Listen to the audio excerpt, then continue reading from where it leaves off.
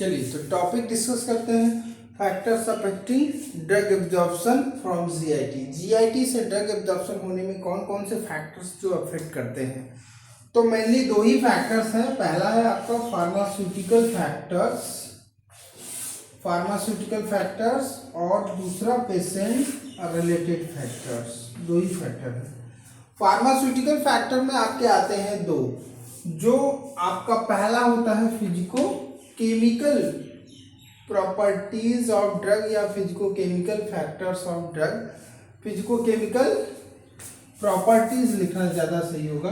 Physico chemical properties of drug. Drug की अपनी chemical और फिजिकल प्रॉपर्टी क्या क्या है।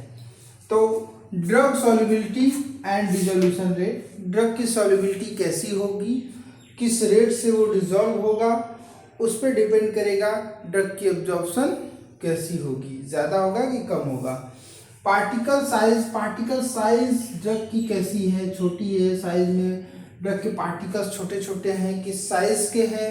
साइज छोटे होंगे तो एब्जॉर्प्शन ज़्यादा होगा, साइज बड़े होंगे तो एब्जॉर्प्शन कम होगा। सरफेस एरिया कितना मिल रहा है, पार्टिकल साइज छोटा होगा, ऑब्वियस सी बात है सरफेस एरिया ज़्यादा होगा। पार्टिकल साइज बड़ा होगा तो सरफेस एरिया कम होगा।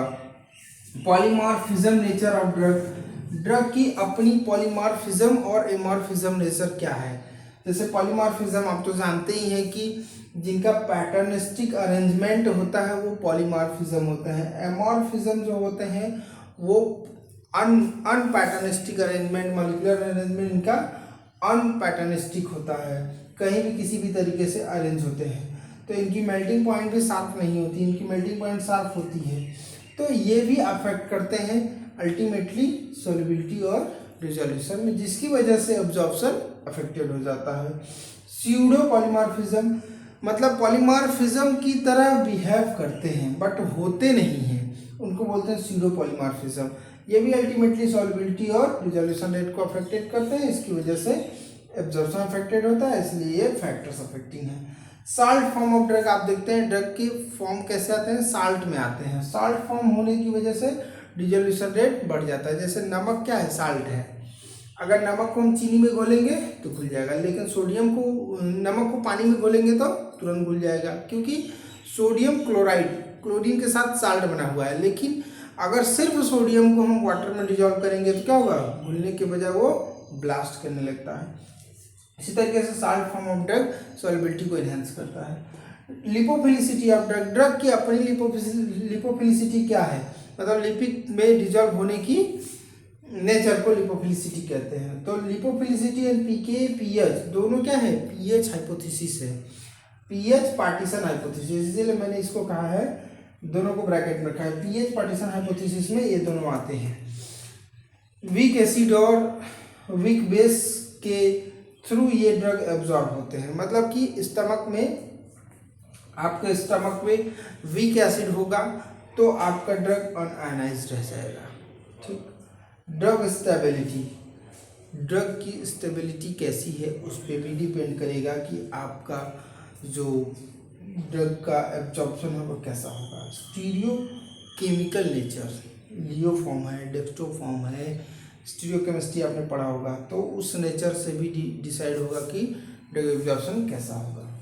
इसी का सेकेंड पार्ट है फार्माको टेक्निकल फैक्टर, या आप कह सकते हैं डोजेस फॉर्म रिलेटेड फैक्टर। तो कोई भी डोजेस फॉर्म होगा वो स्टमक में जाएगा तो डिसइंटीग्रेट तो होगा ही, तो डिसइंटीग्रेशन टाइम क्या है, बिना डिसइंटीग्रेशन टाइम का वो आगे नहीं बढ़ेगा। तो disintegration time is the factors affecting, ये अफेक्ट करता है एब्जॉर्प्शन को। डोजेस फॉर्म कैसा है, नेचर और डोजेस फॉर्म का टाइप, टैबलेट है, कैप्सूल है, सिरप है क्या, डोजेस फॉर्म का नेचर। मैन्युफैक्चरिंग वेरिएबल्स, आपने मैन्युफैक्चरिंग वेरिएबल्स क्या लिया है, ड्राइंग टाइम लिया है, कितना ड्राइंग टाइम, जैसे आप टैबलेट बना रहे हो तो ग्रेनुलेशन मेथड कौन सा सेलेक्ट किया है, ड्राइंग ग्रेनुलेशन टाइम क्या लिया है, कंप्रेशन फोर्स क्या लिया है, these are the manufacturing variable. Depending on that ये एब्जॉर्प्शन इन्फ्लुएंस होगा। फार्मास्यूटिकल इंग्रेडिएंट्स, क्या क्या इंग्रेडिएंट्स आपने डाला है, किस तरह का एक्सिपिएंट डाला है, वो आपका रिलीज रिटार्डेंट है या फिर आपका कन्वेंशनल एक्सिपिएंट है, कैसा एक्सिपिएंट है उस पर डिपेंड करेगा। Nature and type of doses form, doses form का नेचर कैसा है, किस तरह का डोजेज फॉर्म है, उस पर डिपेंड करेगा कि आपका एब्जॉर्प्शन कैसा होगा। Product and age storage condition, product age, जो भी आपकी प्रोडक्ट की एज है या स्टोरेज कंडीशन आपने कैसे रखा था उस पर डिपेंड करेगा आपका एब्जॉर्प्शन कैसा होगा। क्लियर, क्योंकि चेंज होता रहता है ना।